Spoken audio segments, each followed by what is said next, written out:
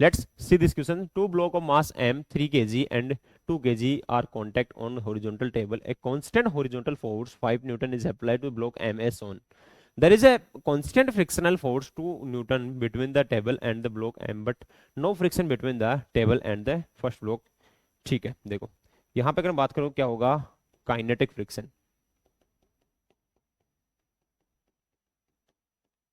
बोला कि इन इस सरफेस पे कोई फ्रिक्शन नहीं है, इस सरफेस पे कोई फ्रिक्शन नहीं है, लेकिन इस सरफेस पे फ्रिक्शन है।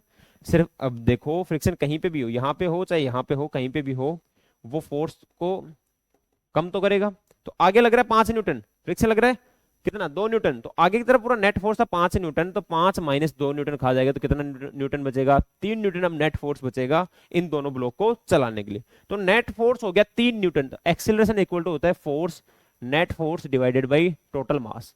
तो वो हो गया 3 Newton divided by total mass, क्या इसका मास प्लस इसका मास, दोनों साथ चलेंगे, एक ही एक्सेलरेशन चलेंगे, तो दोनों का मास टोटल क्या हो जाएगा 5, तो हो जाएगा 3/5, कितना आ गया 0.6 मीटर पर सेकेंड स्क्वायर। तो कौन सा ऑप्शन मैच कर रहा है, ऑप्शन बी इज